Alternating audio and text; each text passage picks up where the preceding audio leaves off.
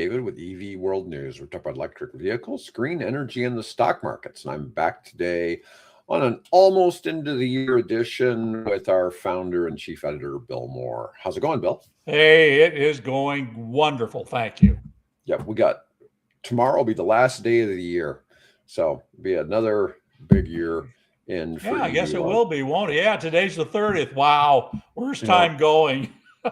Yeah. That way. Yeah. There you go. And we'll be in 2026 before you know it. Anyways, all right. First article, BYD is poised to overtake Tesla as the world's biggest EV seller in 2025. BYD sold 2.07 million EVs through November, surpassing Tesla's pace. It's the first time a Chinese automaker will claim the global EV sales crown on an annual basis. Wow, good for them. BYD's dominance is particularly strong in Asia and emerging markets, showing China's growing influence in the global EV market. Well, you and I both had looked at this article on LinkedIn about this. Some guy named Bogdan Ciobanu was talking about China has overtaken the car market, the export market, in 5 years. China shipped 6.4 million cars this year, and they're the biggest exporter in the world. They beat Japan, which exported 4.22 million, Germany, which exported 3.18 million, and the U.S. with a paltry 1.43 million. Yeah. We really don't export a whole lot of cars. Now, we manufacture cars in those other countries. Right, yeah. Yeah, but we're not necessarily exporting. So what's fueling the surge? Electric vehicles and cutting-edge technology. Early bets by the Chinese are paying off big. They've got streamlined supply chains, vertical integration, and local sourcing sharpen the edge. We think it's your memory, Bill, even though you can't hear us. Bill's going to have to log out and back in. All right. Soaring global demand, emerging markets crave affordable EVs and advanced models. So while we're seeing some pause here in the U.S. EV market, it's certainly not slowing down in the rest of the world. Let's see. The talent race is accelerating. EV batteries, AI, software skills are in hot demand. Betting against China's automakers is high risk at the moment. New manufacturing epicenters reshapes trade balances and alliances. Let's see. I'm going to see if I can show this. Bill is on the way back. He's just in time. Maybe he's just in time. I'm going to show this graphics. This is starting out 11 years ago. Ooh, that's loud. Ooh, that was loud. Let's see. I'm going to silence this. We don't need any video for this. But this is showing who was exporting cars. The U.S. was big here. So back here in 2017, the U.S. was over 3 million cars, slowing down. We're in the little over 2.5 million in 2020. Oh, we've got some bump up now. Look at China. China just rolling up there. I mean, it's just nuts. It's amazing. Yeah, I've seen this graph. This was 2024. Yeah. Okay, but that's a big jump. Coming from nowhere. You know, when I was there were just people riding bicycles all over the place, and now it's cars. Look at China's just growth. 2018, they're just over 1 million. 2020, they're still just around 1 million. And then here we go. You know, each year it just shoots up. Wow, we have a lot of people in the chat today. I'll pop up the ones that don't. We have the amazing, energetic Joshua here. I love these names. Yeah. Yeah, but anyways, it just. You know, it's crazy to think about that. China has surpassed, so many countries in the space that they passed up Japan, of all people. Well, in a way, that doesn't surprise me because I think the American Motor Company and American car makers and Japan have sort of been racing to see who would be the slowest horse in the race.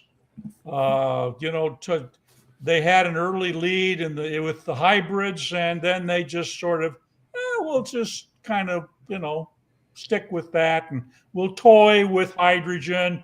Yeah, EVs will never catch on. Boy, were they There's no wrong. question. No. All right. Moving on. Tesla Q4 deliveries expected to fall 13%, mostly due to tax credit issues, or I should say the lack of tax credits. Yeah. Wall Street expects Tesla to deliver 432,000 vehicles in Q4, down 13% from the previous quarter. Full year deliveries projected at 1.64 million units. Now, we were just talking about how BYD is already over 2 million units. It's an 8.3% decline from 2024. Concerns over disappearing EV tax credits after September 25 and increased competition are dampening demand. Well, to me, it's just the fact there's a lot of comparable cars now. Oh, yeah. Yep. I mean, when we started this show a couple of years ago, there really wasn't. Yeah, that on one hand, basically. Yeah, there weren't really comparable competitive vehicles, and now all of a sudden there's a bunch of them. The space has really changed in the little over 2 years we've been doing this. Yeah, it's great. Yeah. I don't know if did you see the story about the Korean firm that was supplying Tesla with the cathodes for the 4680 batteries has basically canceled the contract. I think they got they've cut their projection of production or sales to Tesla by something like better than 90%. So it's a Korean firm. Yeah, it's a Korean firm. Yeah. Yeah, I just saw that they've written down the value to zero on this contract. And this was because I've been doing some research, because the 4680 battery is a larger lithium-ion battery. It's kind of like it's kind of comparable to where we are used to the AA's, size that typically, might go in a laptop computer or something. These are more like the, what is it, D cells, the fatter D cells. Mm-hmm.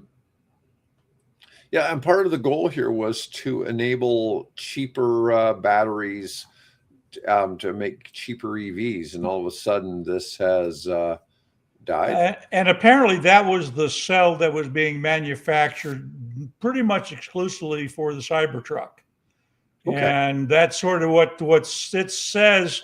Commentators, pundits and things are commenting that probably is a reflection of the disappointing sales of the Cybertruck. Okay. I saw a unique colored Cybertruck yesterday. It had sort of a blue wrap. And, kind of a sky blue look. Sort of like your shirt. Yeah. Kind of a little lighter colored. A little lighter. Okay. Yeah, it was definitely unique.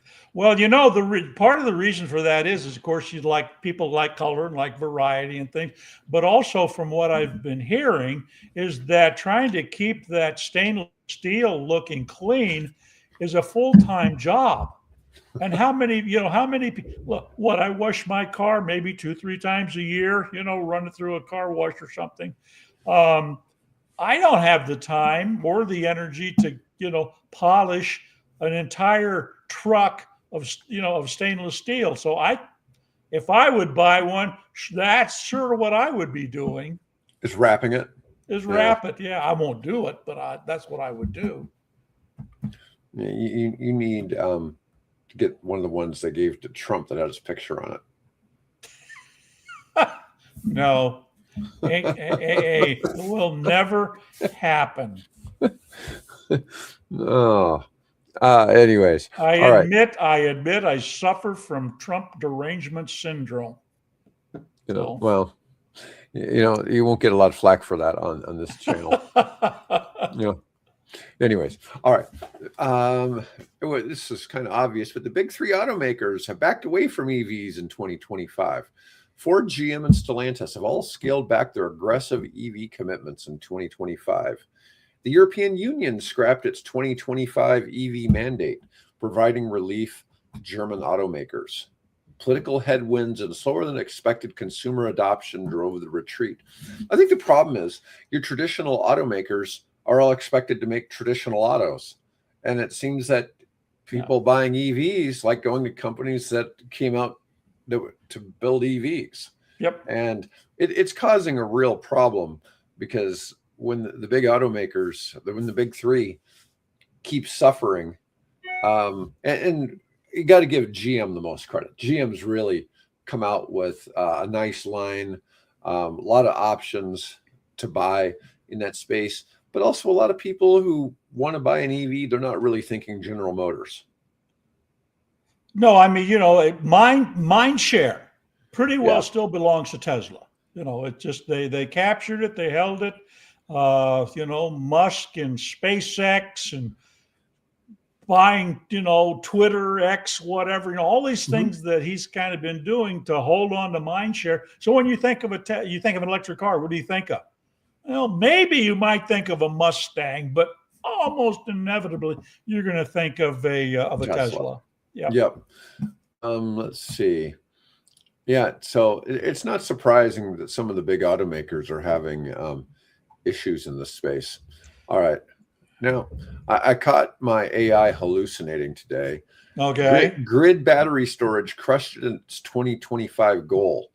The AI said it now powers 40% plus of U.S. electricity, which isn't, I don't know where it came up with that. I mean, it's not even remote. I mean, technically, the batteries aren't even, they contribute, right? They're not actually generating power. But here was the deal. Back in 2017, U.S. grid storage developers made this bold statement that by 2025, they'd have 35 gigawatts of battery storage implemented across the U.S. They hit that early this year. They're already past 40 gigawatts. Fantastic. All right. So they actually beat that target. Now, additionally, AI hallucinated and then said that by December of 25, 40% of U.S. electricity came from solar panels and wind turbines. Unless we just had a particularly sunny and windy December, that somehow. Well, we've had that the last few weeks, haven't we? Yeah, we certainly had some wind, but it's always windy here, right? So I created this little infographic. Let me see how well I can get it to show. Sometimes, where'd it go? Sometimes things don't show in my target window real well. Oh. One of these days, we're going to get a real producer for this thing, right? Right. And switching equipment and all that. Yeah. So anyways, well, my issue here is just getting my infographic to properly format on the screen. Yeah, because I have there we go. Something's happening. There we are. Well, I have it, but I can't seem to show the whole infographic. So here's as of December, U.S. grid energy sources. So we've got natural gas is the big one, 45%. Yeah. Now, people always say, oh, coal is powering that EV of yours. And it's like, no. Look at how small coal has gotten. Which one is it? I can't quite make it out here. It's this right here. Oh, down there? Okay. Yeah, it's 15.9%. Continuing its decline, now surpassed by wind and solar for the first time. The current administration has this real hate for wind in particular. I'm not really sure about that. Which they are losing. I just posted an article this morning in the RS stream that talks about that. Yeah. Nuclear is 17.8%. Now, the number in nuclear keeps falling, and we have reduced, we have 93 active reactors across the nation. And while we have closed some reactors and haven't opened any new ones, although you keep hearing about, like 3 Mile Island and all these others, in the next year or two, all of these are, opening, reopening, being powered back up. And then, of course, small those are modular reactors legacy. are coming online probably starting in 29 and 30. But the number keeps reducing because the nuclear energy production isn't growing. Everything else is growing.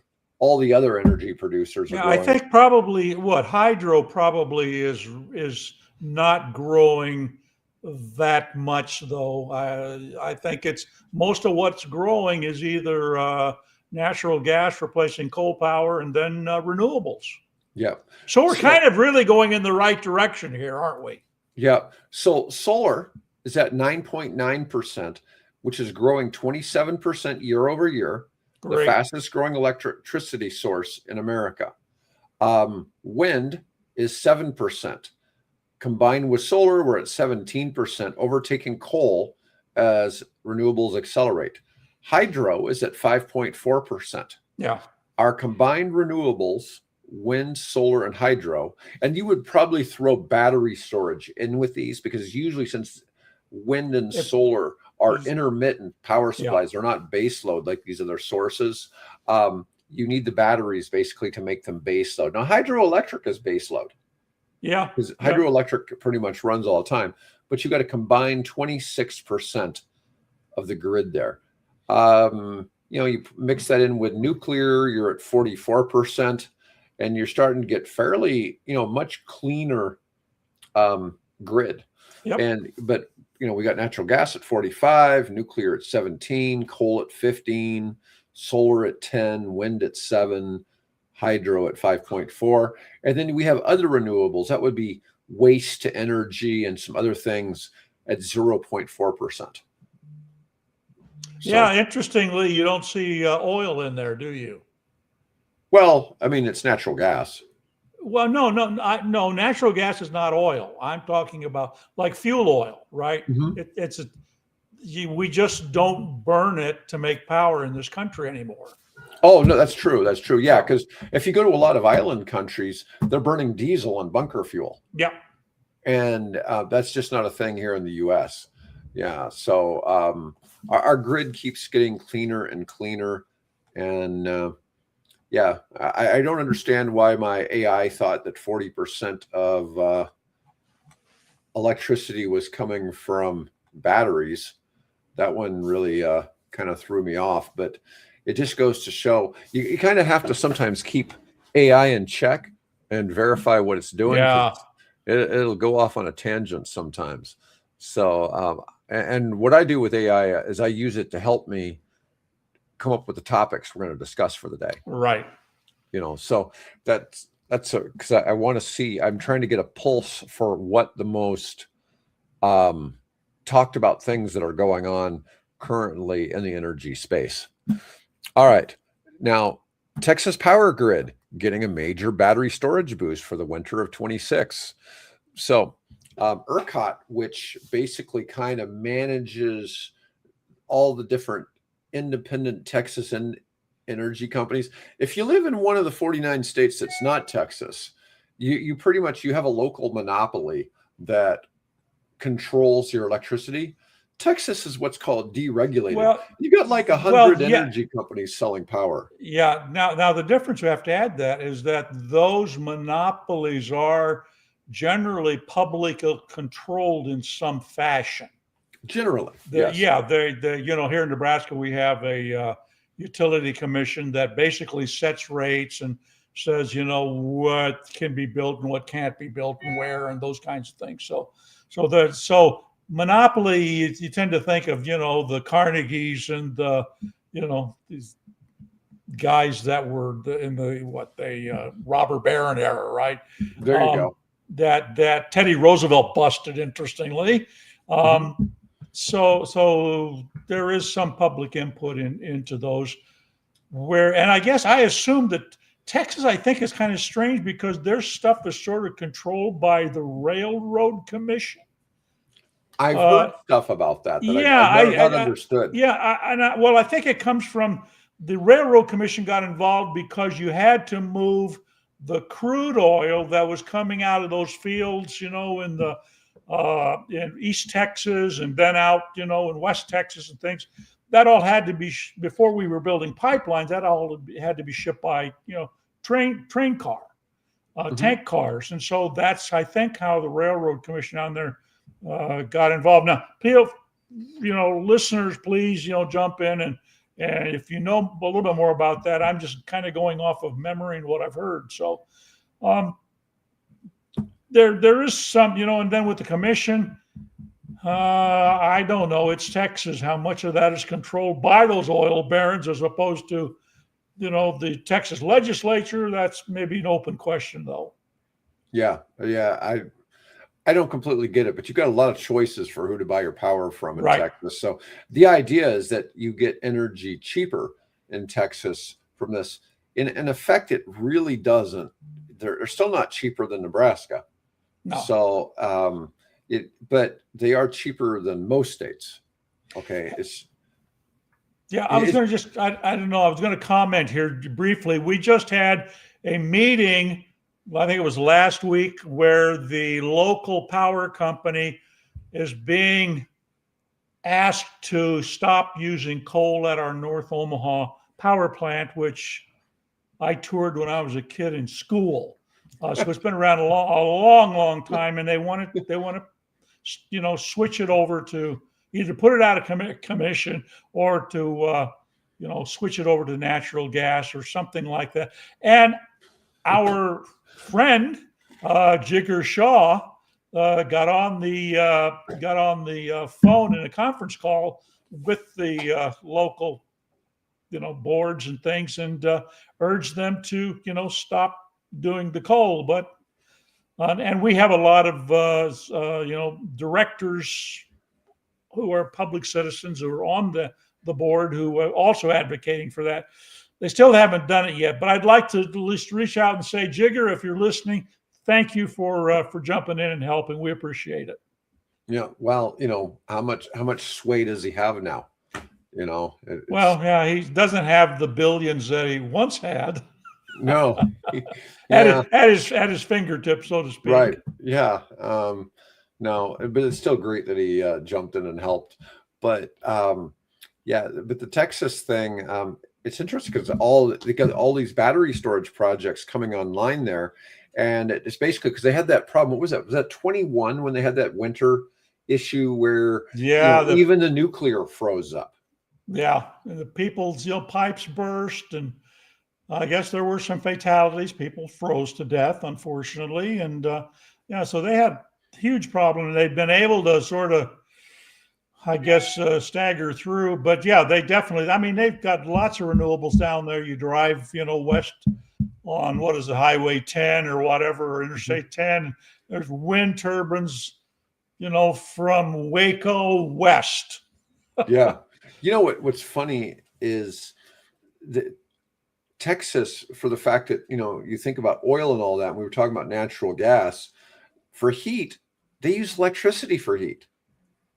And so you rarely have gas electric down there. You don't have gas hot water heaters. Everything's electric. And, when you start getting to Oklahoma and further north, people start, using more and more natural gas like we have over here. And here, I would be shocked if somebody told me they used electric for their heating. You would expect it to be 100%. Their heat 100% be coming from natural gas here. Well, they probably figure it's they can make more money selling it up the pipeline that way. Right. Yeah. Well, and some of that, of course, has to be actually burned to run the generators that take and turn the run the pumps, either the pump jacks or the pressure stations. So.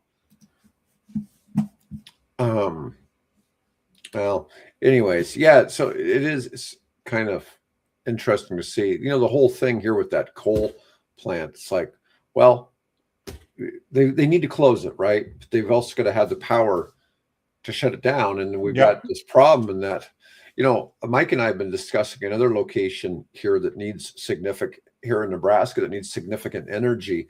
And their solution was we can install some transmission lines and we can import the energy. And Mike's like, there's no energy for you to import. Yeah. There's nobody who can give you the energy you need. In fact, I just posted an article this morning that covers that. So so it's not like you can just transmit it from somewhere. All of our electrical generation in our state is spoken for, and that's the problem with closing the power plant. It's not like there's some power somewhere else they can just go grab. Yeah, go grab, right. Well, I assume that they could getting the gas turbines is the issue, right? Yes, because they're backlogged for 3, 4, 5 years now. So yes, yeah, they put. I think I think Jigger's comment is that the power company finds itself between a rock and a hard place, or something along that line. Mm-hmm.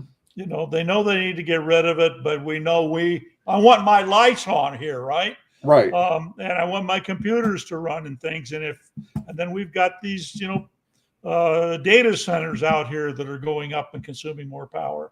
So it's a delicate balancing act, and we need to get rid of the coal. But boy, getting there is going to be a challenge. Thank God we can keep all those third world nations from burning fossil fuels by keeping them in the dark. Yeah. Well, here's the deal. That just opens the door for more imports from China. There you go. Because that's becoming a big market for their solar exports. Yep. Mm-hmm. Yep. Yeah. There's no question. What's interesting is in Pakistan, they are able to get solar panels really inexpensively. And so while they don't have a lot of necessarily electrical grids, there's a lot of homes now in Pakistan that have solar panels. And I think their cost, I've commented here in the US, if you ever heard me talk about the solar industry in the US is kind of scammy.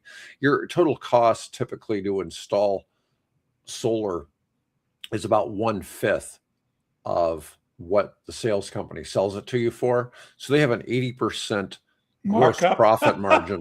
Well, no, that's a 400% markup. Markup and an 80% margin. Yeah. Yeah. And you probably the salesman's commission is probably close to the actual cost of what it costs them to put that stuff in, and then the rest of it's going to the company profit and advertising expense and different things like that. And in other countries, they don't have the same level of cost of tariffs of bringing the stuff in, and so a country like Pakistan is probably, and a lot of them are probably DIYing it. Yeah, that too. But I would suspect that just like the cars that China supports, there's probably some, subsidies and things that are going into that to make that possible. Yeah, I guess what I'm getting at is compared to what people are probably putting solar on the roofs for here in the U.S. Right. If they're DIYing it over there, it's probably their cost is probably more like 1/10 of what a solar project at a home here in the U.S. would cost. Yeah. And so a lot of homes are adopting it, but they only have power when the sun's shining. Okay, so they don't have power at night. They're not just, unless they're adding battery storage. So it's not like here, if you have solar, you can just sell it to the grid during the day, and then the grid gives you back your power at night. The grid kind of acts as your battery. I have a lamp, a lantern kind of a thing for if we lose power and things, rather than using a flashlight or candles. I've got, in fact, we just had a house burned down here because of people had a candle. So I have this thing, and you know what? All I got to do is plug it into a USB port, and that'll charge it. So what, we're not talking, thousands of dollars worth of solar panels to have enough to light an LED lamp that will give that family light at night for long enough to be able to, the kids to do their homework and mom to cook dinner and things like that. So we're making progress in terms of bringing electricity to these people that haven't had it, and doing it in a really energy efficient way. Yeah. Well, it's interesting you mentioned the thing with the candle burning the house down. And it's funny to watch all the different transitions we've had in energy over the last 2 centuries, how we've gone from, heating your house with wood, lighting your house with candles, to If you could afford it. right. That was the expensive, well-to-do families that could afford to buy. I watch some of these movies where they're in the Edwardian period or the Regency period in England and things, and they're all going around holding these candles and things like that, and there's candles everywhere. Those are probably made of beeswax, because we hadn't yet really had paraffin that comes from petroleum. That doesn't come until later. Well, whales, we had whale oil. Isn't that what Yeah, they were? but Wasn't that a lot of what they were using? well, they probably, I don't know if they were using that for wax or whether they were using that within their whale oil lanterns, right? It's not, I don't think they turned that into wax per se. Most of the wax would come from bees, of which Yeah, I now know a lot more than I did a couple of weeks ago. So I know the age of using whales for, generating lights and stuff like that. That didn't last even 50 years. no, it was But a very it was a short very period short of time. period Yeah. of time. Yep. But it's something that definitely happened. Yeah, they would take the whale oil or the blubber, the fat around the whale, and they would render that down and turn that into an oil, and then people would use that for their lanterns. And of course, as we killed off the whales, there were fewer and fewer for the whalers, and so they had to come up with another source. And fortunately, just about that time, they discovered oil, right, in Pennsylvania, and could refine that into kerosene. And of course, then that led to the monopolies of Standard Oil and all the rest of that golden era of time. Yeah, it's weird though to look at how all these things, we keep knocking something out because it's bad now, but it was the solution for something. Oh yeah, replacing horses with cars. With cars. A third of which were electric.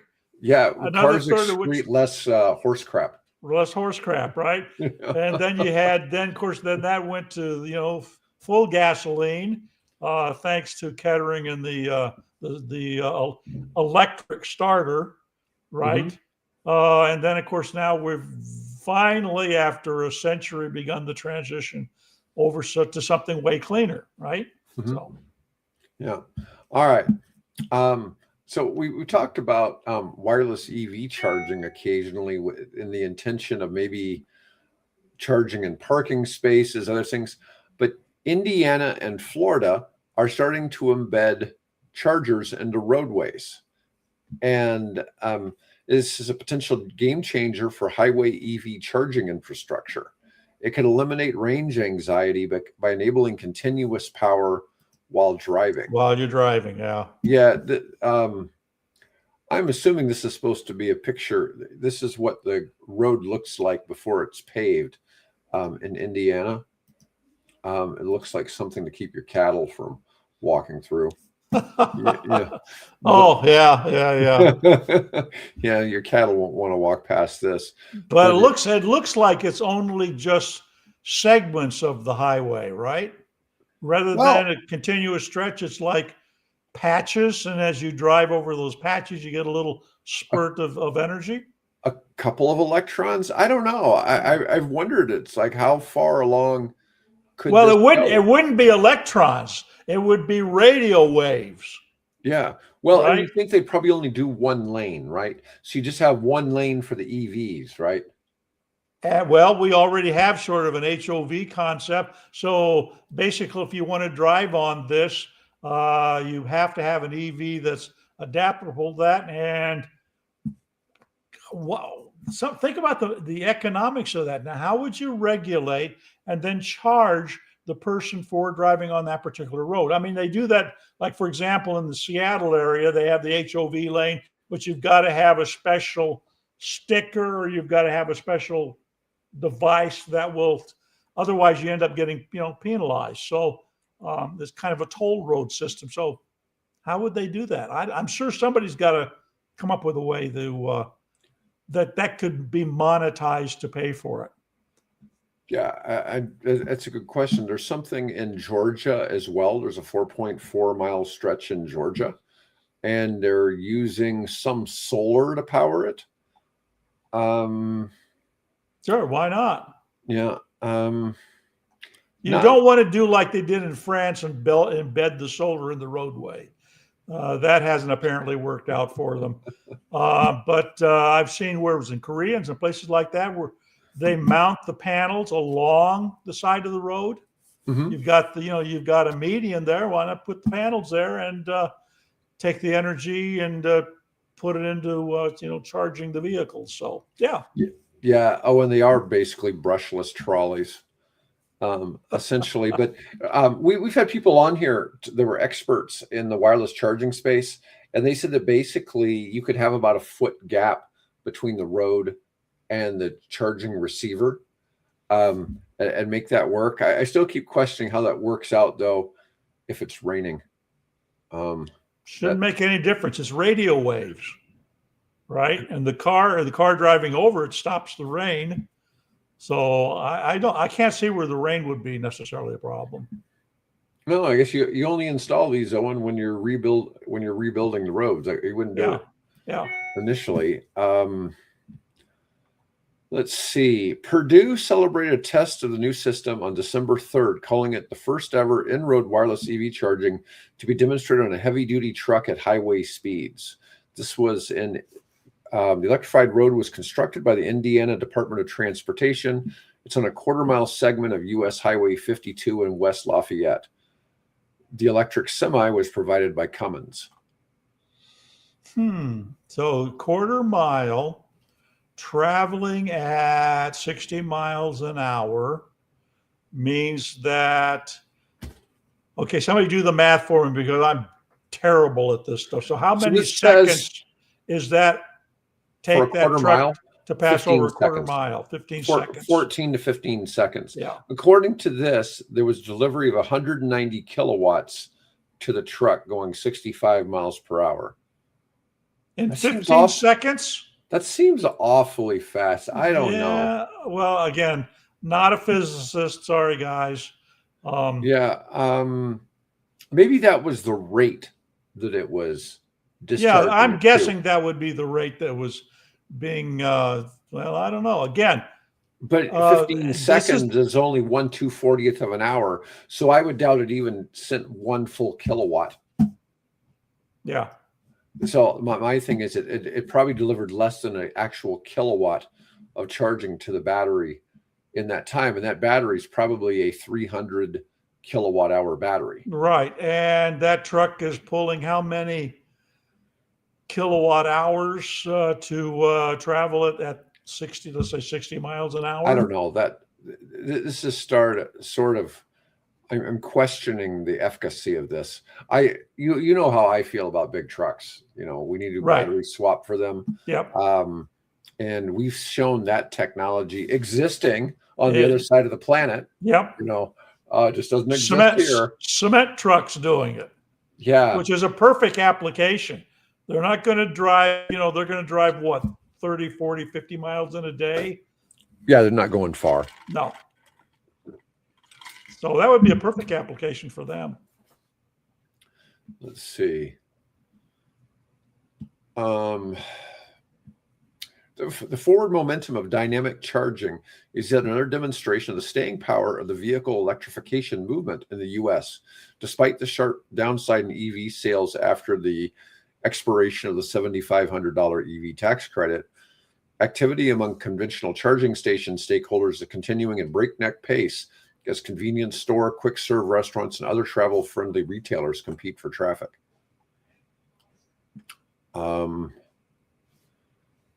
Domestic startups, including Slate, Tello Trucks, and Faraday Future, are moving ahead with plans to introduce new EVs to the U.S. market in 2026.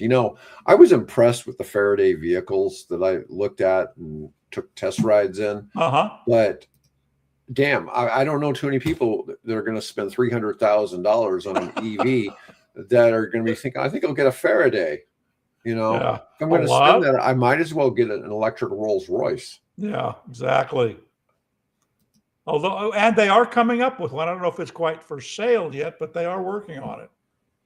Yeah. Um, kind of my joke here, Owen, is if it's embedded in the road, then maybe people won't steal it. But on the flip side, I saw where some road was paved somewhere overseas. I think it was India, and people were stealing the road. So they were going out and they were cutting up chunks of the road and taking it to use it as like pavers in their yard. Oh, great. Yeah. So Never just never underestimate a human being. yeah. Oh Um, God. yeah. What if the dividers were chargers? See, that might make better sense even right there. If you had those like concrete barriers you got between the lanes, And sometimes you when you have road broadcast repair. sideways rather than this Yeah. way. Yeah. It's not it's not an unreasonable idea. It's just a matter of, do you want to be driving within 12 inches of that? The thing is, the distance from the road is consistent, Right. when it's from underneath. Right. So I don't know about how it would be from the side, but Well, I suppose you could set the autopilot, on autonomous driving system to. I mean, they do that. We've got it now, where if you've got the lane holding thing, where you start to move off of the road. The car warns you. So I assume we could have the same kind of function. yeah, to me, this wireless EV charging just makes a whole lot more sense if it's in parking lots. Absolutely. Where the car's sitting, because most of the time your car isn't going anywhere, it's just sitting somewhere.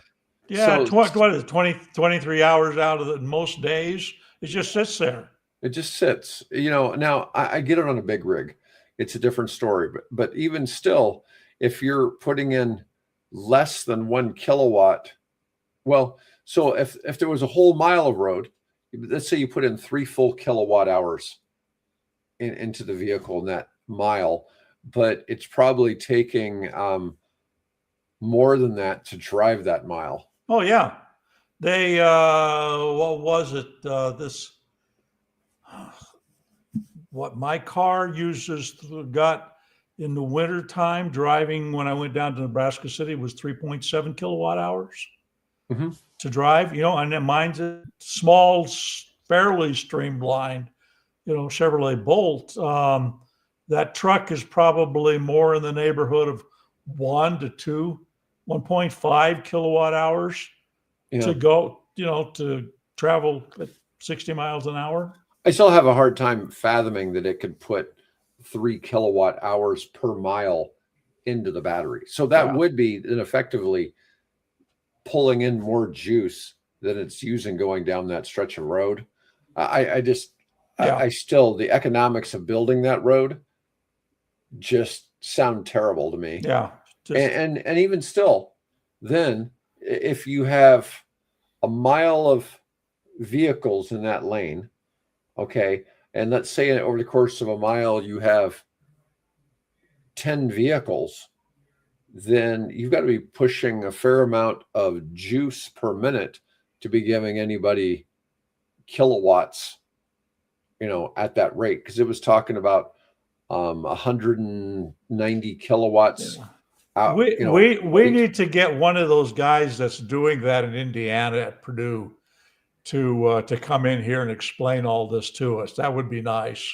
Yeah, and then Mike can actually explain it to us. Then Mike can explain it to us. Yeah. Yeah. It's just, I don't know. I have trouble dealing with the economics of that, and the fact that if you go to a public charger and it's a row of Tesla chargers, you're not supposed to all pull up to the same, to pull off one off of the same charger. Like go people want to separate in the space. The theory is the further you are apart in the space, the faster your car charges up. And I don't know. You have enough vehicles on there all trying to charge at the same time, then probably nobody's really getting any juice. Possibly, yeah. Yeah, I Don't mean, know. I don't have any experience with that. I think I no. can probably count on one hand the times I've used public chargers. I just up here, just plug it in the garage, you know. I mean, if you had cars and trucks all sitting on that, you might Yeah. have 200-300 cars in a row. Let's say traffic was stopped, all trying Right. to pull from that, and they're really not pulling much juice because there only so much juice could be flowing through that road. Right. Because you've got bottlenecks on how much energy can be flowing through there. I'm just saying that I look at this and it's like, because I've looked at if we're having all these megawatt chargers at a truck stop, and then you've got to figure out, okay, how am I getting 10 megawatts continuously to this truck stop so I can be charging all of these trucks at the same time? And it's like, that's a lot of power. And No, yeah, a lot. It's a challenge. You'd need, like, literally, if you were doing solar, you'd need hundreds of acres of solar to produce that. Yes. And battery backup. Yeah, and battery backup to go with it. I mean, 10 megawatts continuous would be about 500 acres of solar panels plus whatever battery storage you need. Oh yeah, easily. My little project that I'm working on is, oh God, it's annually it's 245,000 kilowatt hours, right? So we're talking, what is that? 240 megawatt? No, yeah, megawatts. Something like that. And one of the things with range anxiety, there's all these things. We live in a world where there's possibilities and there's probabilities. And range anxiety is one of these possibilities, right? It's not a reality, though. Yeah, it could happen. You could have something bad happen, but you could have a flat tire, you could get in an accident.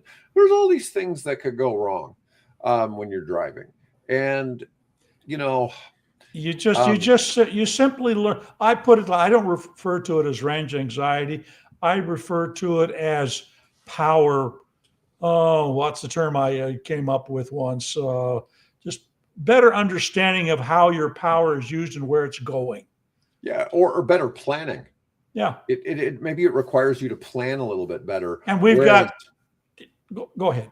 Well, when you're driving somewhere, you expect that every 20, 30 miles, there's a gas station. But if you've ever driven across Wyoming to Nebraska in the middle of the night. I have, actually. Yeah, the gas stations are all closed. And, so you exit the exits. There's not necessarily 24-hour truck stops for you to stop at. And, so there is questionable issues with they expect you to pull into a motel and get a night's sleep. Yeah. Then get up, and 7 and the gas station will be open. So. Yep. And that's the case in a lot of places in the, but generally a self-service electric vehicle charger is open 24/7. Right. Yeah. All right. Let's see here. You know what? And we've gone on long enough today. We covered a lot of ground. Yeah, we covered a lot today. Some motels have chargers. Yes. Most of your Marriott and Hilton hotels now have some sort of charger. Generally a level 2 type charger, but yeah, that'll, a few hours and you'll get another tank full of energy. Yeah. Now, I will tell you this. I travel a lot, and if I'm at a hotel in Phoenix, the chargers are almost all full in the hotels. They're all being used. Mm-hmm. If I went recently to stayed at a hotel in Springfield, Missouri, and there weren't any electric cars being charged. And I thought it was just kind of funny how I went from. But they had chargers though. Oh yeah, they had about 4 chargers. Yeah. Both hotels had about 4 charging stations for level 2, and it's just that in Arizona, lots of people had EVs, but a lot of those people that are traveling into Phoenix are coming from the West Coast. So a lot of those people are travelers driving in their Teslas or whatever, Right. and need a place to charge. Anyways, all right. Well, folks, thanks for watching today, and I'll probably be back with Mike tomorrow. We'll see. We'll see. And we should be able to have our show on Friday this week. On Friday? Okay. Oh, in the new year. Wow. Yeah, our first show of the new year, Friday. Anyways, everybody, thanks for watching, Thanks. and have a great Everybody. day, and a Happy New Year if I don't see you on tomorrow.